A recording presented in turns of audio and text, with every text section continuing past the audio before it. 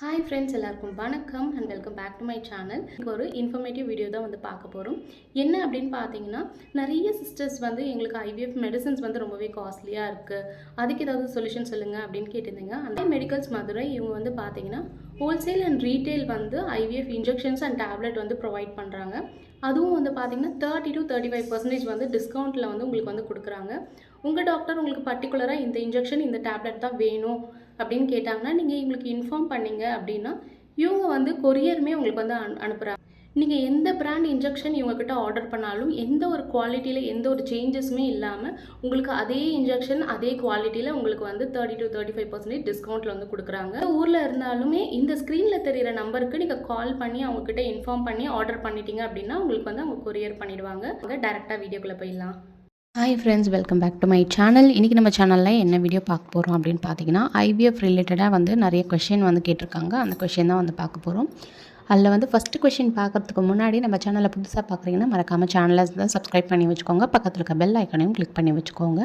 நிறைய பேர் IVF diet chart, weight லாஸுக்கு, டயபெட்டிஸ்க்கு, தைராய்டு வந்து கேட்குறீங்க.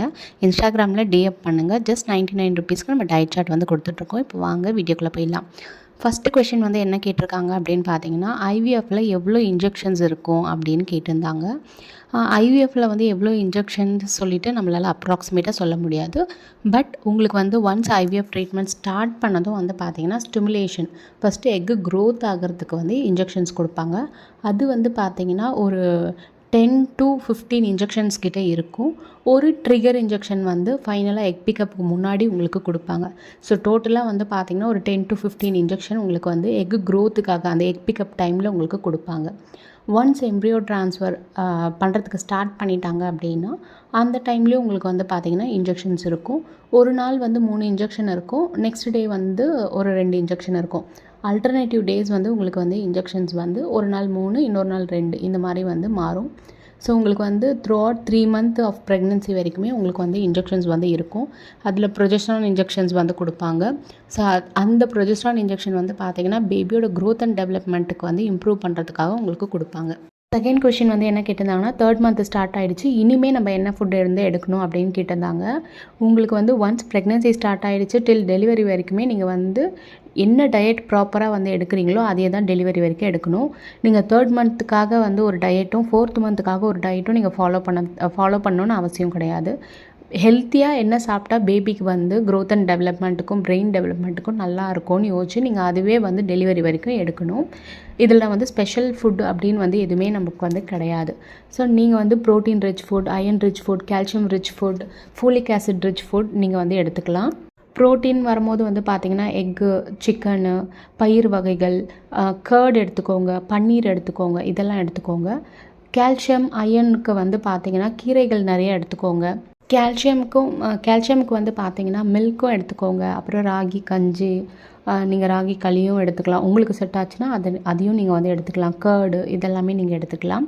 அயன் ரிச்சுக்கு வந்து பார்த்திங்கன்னா கீரைகள் வந்து பார்த்திங்கன்னா நீங்கள் வந்து பாலக்கீரை, உங்கள் வீட்டுக்கிட்ட என்ன கீரை கிடைக்குதோ அதை தாராளமாக நீங்கள் வந்து பொரியல் பண்ணியோ இல்லை குழம்பாவோ வந்து தாராளமாக எடுத்துக்கலாம். ஃபோலிக் ஆசிட் ரிச் ஃபுட் வந்து பார்த்திங்கன்னா மெயினாக வந்து கொத்தவரங்காயில் வந்து அதிகமாக ஃபோலிக் ஆசிட் இருக்குது, அதை தாராளமாக நீங்கள் எடுத்துக்கலாம். அப்புறம் அவரைக்காய், பீன்ஸு இதெல்லாமே ரொம்ப நல்ல காய்கறிகள். உங்கள் பிளேட்டில் வந்து ஆஃப்டர்நூன் லஞ்சுக்கு வந்து பார்த்திங்கன்னா ஏதாவது ஒரு மில்லட்ஸ் வகை அதை வந்து சாதம் மாதிரி வடித்து அதை வந்து ஒரு 1/4 கப் எடுத்தால் போதும். மற்றபடி வந்து ஒரு 2 முட்டை, மஞ்சக்கரு இல்லாமல் வெள்ளைக்கரு மட்டும் ஒரு 2 முட்டை, அதுக்கப்புறம் காய்கறிகள், கீரை, சாம்பார் இதெல்லாம் வச்சு நீங்கள் வந்து சாப்பிட்லாம். மார்னிங் பிரேக்ஃபாஸ்ட்டுக்கு உங்களுக்கு வந்து எப்படி சாப்பிட பிடிக்குதோ நீங்கள் வந்து அந்த மாதிரி சாப்பிட்லாம்.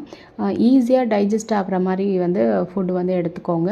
அதே மாதிரி ப்ரெக்னென்சியில் ஒரு சில பேருக்கு ஒரு சில ஃபுட்டு வந்து செட் ஆகாமல் போகலாம். அப்படி உங்களுக்கு அது செட் ஆகலைன்னு தெரிஞ்சிச்சுன்னா அதை விட்டுட்டு மற்ற ஃபுட்டு எடுத்துக்கோங்க. ஃபோலிக் ஆசிட் வந்து ஃப்ரூட்ஸ்லேயும் வந்து பார்த்தீங்கன்னா கோவாவில் இருக்குது, ஆரஞ்சில் இருக்குது, க்ரீன் லீஃபியில் இருக்குது, பீன்ஸ், லென்டில்ஸ் இதிலலாம் இருக்குது. அது மட்டும் இல்லாமல் நட்ஸ் வகைகளும் நீங்கள் கண்டிப்பாக வந்து எடுத்துக்கணும்.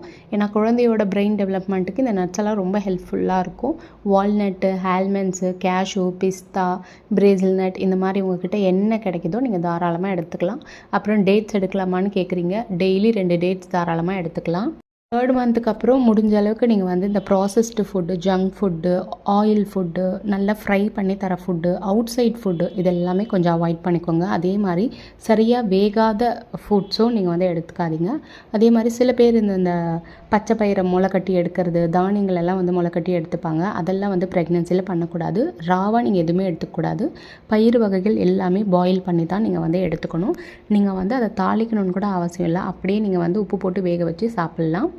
மறக்காமல் வந்து ஒரு நாளைக்கு 3லேருந்து 4 லிட்டர் தண்ணி நீங்கள் வந்து ப்ரெக்னென்சியில் வந்து எடுக்கணும்.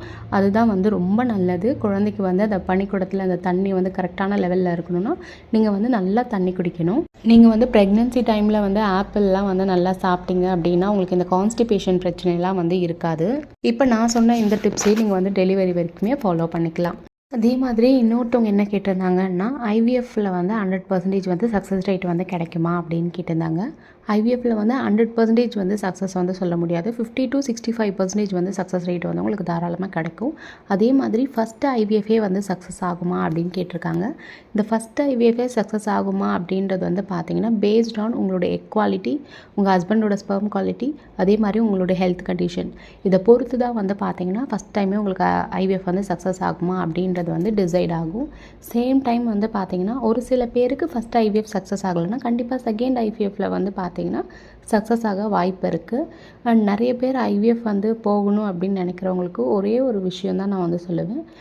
காஸ்ட் வந்து பார்த்திங்கன்னா உங்களுக்கு ஐயுஐயை கம்பேர் பண்ணும்போது வந்து பார்த்திங்கன்னா ஐவிஎஃப்பில் வந்து காஸ்ட் வந்து கொஞ்சம் அதிகம்.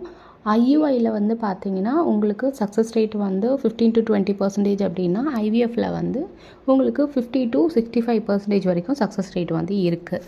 இன்னொன்று என்னென்னா ஐவிஎஃப் சக்ஸஸ் ஆகணும், ஃபஸ்ட்டு சைக்கிளே சக்ஸஸ் ஆகணும் அப்படின்னு நினைக்கிறவங்க வந்து நீங்கள் ஐவிஎஃப் போகிறதுக்கு முன்னாடியே அவுட் சைட் ஃபுட்டெல்லாம் அவாய்ட் பண்ணிவிட்டு ஹெல்த்தியான ஃபுட்ஸு வீட்லேயே வந்து ப்ரிப்பேர் பண்ணி எடுத்துகிட்டு வாக்கிங், மெடிடேஷன், எக்ஸசைஸ் இந்த மாதிரிலாம் நீங்கள் பண்ணிவிட்டு அதுக்கப்புறமா நீங்கள் வந்து ஐவிஎஃப் வந்து போனாலும் சரி, இல்லை நேச்சுரலாக ப்ரெக்னென்சிக்கு ட்ரை பண்ணுறேன் அப்படின்னு நீங்கள் ட்ரை பண்ணாலும் சரி, அப்போது சக்ஸஸ் ஆக வாய்ப்பு வந்து இருக்குது. ஸோ இந்த மாதிரி உங்களுக்கும் ஐவிஎஃப் ரிலேட்டட் டவுட் இருந்துச்சுன்னா கமெண்ட் செக்ஷனில் கமெண்ட் பண்ணுங்கள். இந்த வீடியோ பிடிச்சிருந்தா லைக் பண்ணிட்டு உங்கள் ஃப்ரெண்ட்ஸ் அண்ட் ஃபேமிலிக்கும் ஷேர் பண்ணுங்கள். இதே மாதிரி உங்களை நெக்ஸ்ட் வீடியோவில் பார்க்குறேன். தேங்க்ஸ் ஃபார் வாட்சிங்.